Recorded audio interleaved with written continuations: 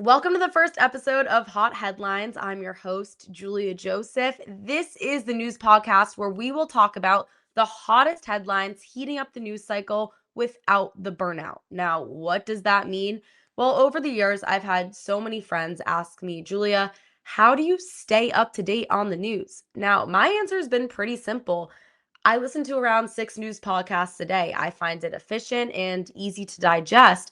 But the thing is, these are not easy to digest for everyone, especially people who are not reporters and don't live their days following the news as closely like I do, or other reporters or people in media or in politics do. So, this is the news podcast for you to throw in on your way to work, on your AirPods, on your speaker, in your car. It's going to be 20 minutes or less. And the goals here, it's going to be conversational, easy to digest, and easy to understand. And with that, now the hottest headline of the day so far, the US stock market is steadying this afternoon after President Trump said that he will not use force to take over Greenland. Now, how are these two things related? Trump and Greenland and the US stock market? Well, yesterday the S&P 500 had its worst day since October, and this all happened after Trump threatened tariffs on 8 countries in Europe, including Denmark. And if you don't know, Denmark is the country that controls the territory of Greenland. None of these countries are having it. And today, at a conference in Switzerland, Trump said he actually will not use force to take over Greenland, or what he actually called it this morning, a quote unquote piece of ice.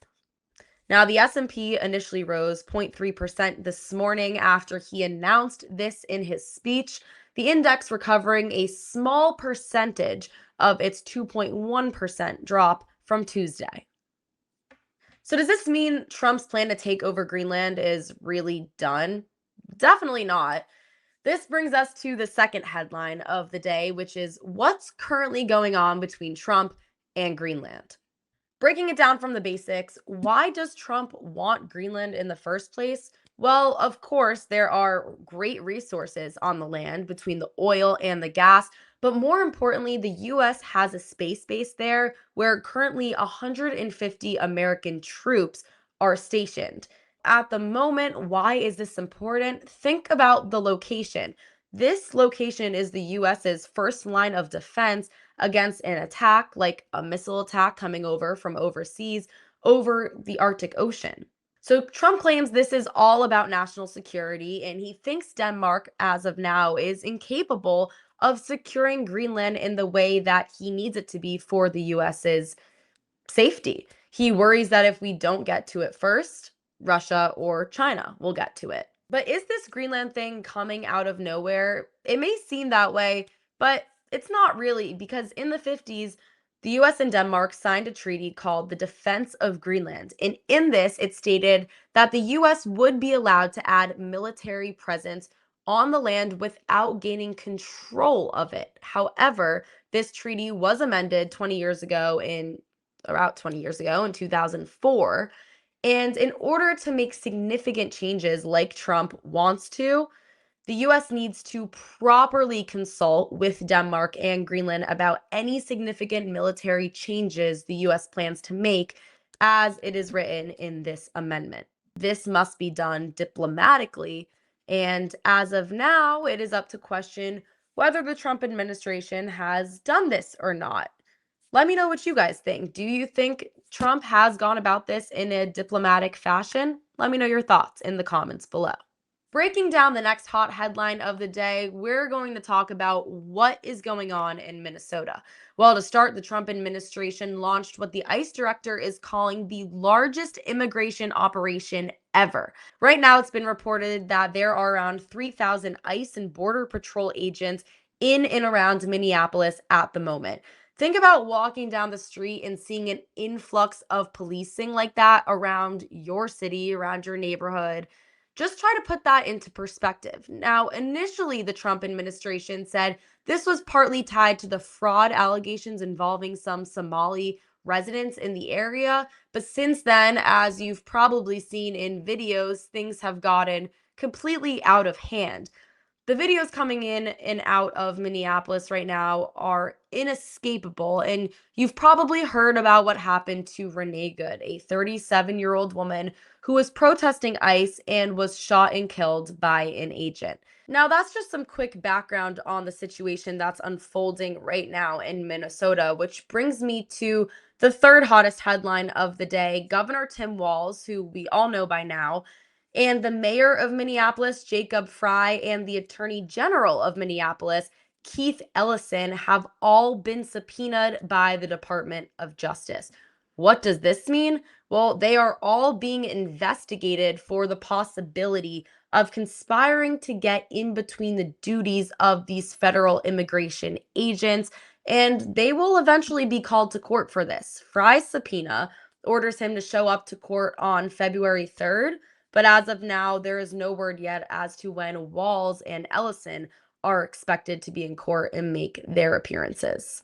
The fourth headline heating up the news cycle today is that closing arguments are happening in the Uvalde school shooting trial against former police officer Adrian Gonzalez. Now, deliberations here question whether Gonzalez ignored his training, which ultimately endangered students when responding on May 24th, 2022, the day that 19 students and two teachers lost their lives when a gunman entered Robb Elementary School. Now, the question that is up for debate right now is if Gonzalez and his team had followed their training protocol, could more lives have been saved that day? Prosecutors claim he, quote, intentionally, knowingly, and recklessly with criminal negligence put children in danger, failing to, quote, engage, distract, and delay the shooter when the shooting began.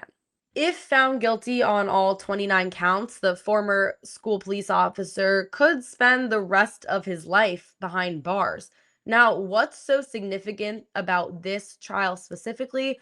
Well, we've seen the response to the shooting be questioned in multiple investigations and hearings over the last couple of years, but this is the first criminal trial related to the shooting and the police's delayed response to action on that day. And for the fifth and final hot headline of the day, we are headed back to Minnesota, where former NFL sideline reporter Michelle Tafoya has announced she's running for Senate. Today, she launched her campaign for the Republican nomination as the current seat is held by a Democrat, which will soon be up as she's retiring. This move may sound like it's coming out of nowhere, but the ex sideline reporter does have some background in local politics in Minnesota. And with her announcement, I want to point out something that Tafoya said today. She said, in quote, that for years I have covered the biggest football games in America. I've walked the sidelines when the pressure was mounting and the stakes were the highest. The job taught me more than football. It taught me about how leadership really works. And I do find that to be a really interesting perspective. Tafoya, of course, has interviewed hundreds, thousands of Americans, and probably at every NFL stadium in the country, along with other settings as well. She's gotten to hear different perspectives of many different Americans, though about football, I'm sure about other topics as well. And here we are. This is a conversational podcast, something that's hopefully easy-ish to understand. Do you think Tafoya is going to take a similar approach? She's just, your average person, reporter, not too much of a political background. Let me know in the comments below. Well, there you have it. This has been the first episode of Hot Headlines with Julia Joseph. I hope you all feel a bit more informed about what's going on today in the news cycle and that you will come back for more next week. Before you go, please like and subscribe to this YouTube channel, Hot Headlines Pod, and you can also follow me on Instagram and TikTok. Thank you. See ya.